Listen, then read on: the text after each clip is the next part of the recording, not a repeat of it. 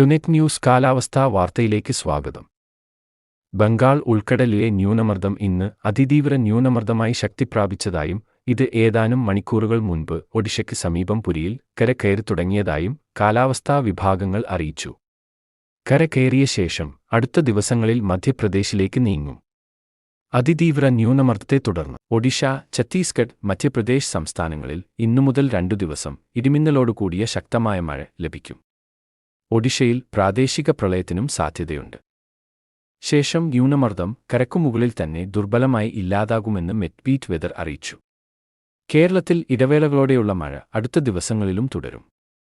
ഇന്നും സംസ്ഥാനത്ത് കൂടുതൽ പ്രദേശങ്ങളിൽ മഴ ലഭിക്കും. ആലപ്പുഴ, കോട്ടയം, എറണാകുളം ജില്ലകൾ, പത്തനംതിട്ട ജില്ലയിലെ അടൂരും പരിസര പ്രദേശങ്ങളും, പാലക്കാട് ജില്ലയിലെ ഒറ്റപ്പാലം മേഖല, മലപ്പുറം ജില്ലയുടെ കിഴക്കൻ മേഖല, കോഴിക്കോട് ജില്ലയുടെ തീരദേശ മേഖല എന്നിവിടങ്ങളിൽ നാളെ രാവിലെ വരെ മഴസാധ്യതയുണ്ടെന്ന് മെറ്റ്ബീറ്റ് വെതറിലെ നിരീക്ഷകർ പറയുന്നു. ഇന്ന് വൈകിട്ട് മുതലാണ് മഴസാധ്യതയുള്ളത്. നാളെയും ഈ പ്രദേശങ്ങളിൽ ഒറ്റപ്പെട്ട മഴ പ്രതീക്ഷിക്കാം.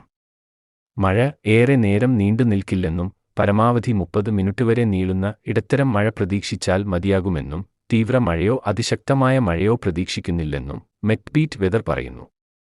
കാലാവസ്ഥാ വാർത്തകൾ കൃത്യമായി ലഭിക്കാൻ ചാനൽ സബ്സ്ക്രൈബ് ചെയ്യുക. നന്ദി.